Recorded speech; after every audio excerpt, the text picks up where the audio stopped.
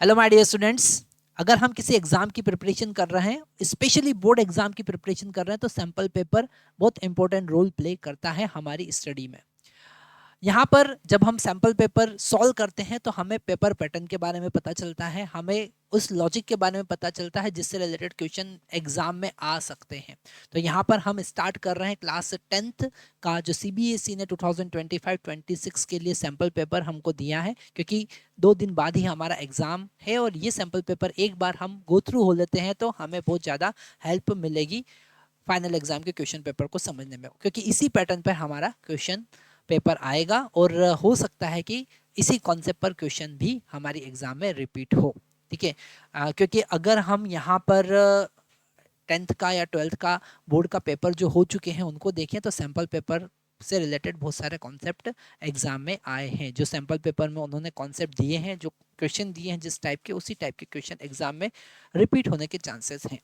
तो यहाँ पर हम स्टार्ट कर रहे हैं फिजिक्स का सेक्शन और हमारे पास है सेक्शन सी जो कि फिजिक्स का है और 30th क्वेश्चन हम यहाँ पर सॉल्व कर रहे हैं। क्वेश्चन में गिवन है Arnav was making notes and he wrote down the following statement for his understanding of reflection from curved surface। अगर हम कर्व्ड सरफेस की बात करें तो कर्व्ड सरफेस हमारे पास दो टाइप की हो सकती है, कॉन्केव टाइप की हो सकती है और कॉन्वेक्स टाइप की हो सकती है।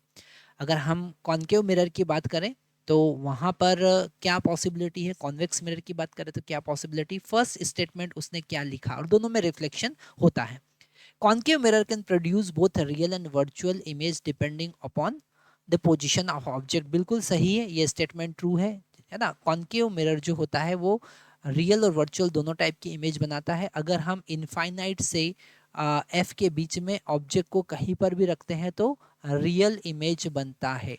ठीक है, तो यहाँ पर आपको याद रखना है कि इनफाइनाइट से सी, अगर हम कॉन्केव की बात करते हैं, अगर हम कॉन्केव मिरर की बात करें तो यहाँ पर इन्फिनिटी से सी और सी से एफ सब जगह पर, या फिर हम बोल सकते हैं इन्फिनिटी से एफ के बीच जो इमेज बनती है वो रियल इमेज बनती है।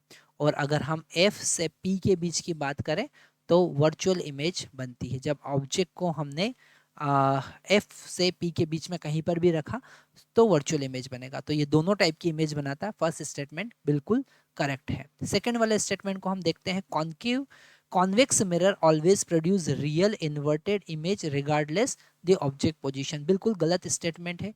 कॉन्वेक्स की बात हम करते हैं तो वो हमेशा वर्चुअल इमेज ही बनाता है। अगर हम कॉन्वेक्स मिरर की बात करें तो हमेशा ऑलवेज वर्चुअल इमेज ही बनेगा, है ना, हमेशा वर्चुअल इमेज बनेगा। और इमेज का लोकेशन अगर हम देखें कि कहाँ बनने वाला है, लोकेशन ऑफ इमेज, ठीक है, तो वो एफ और पी के बीच में बनेगा, बिटवीन एफ एंड पी।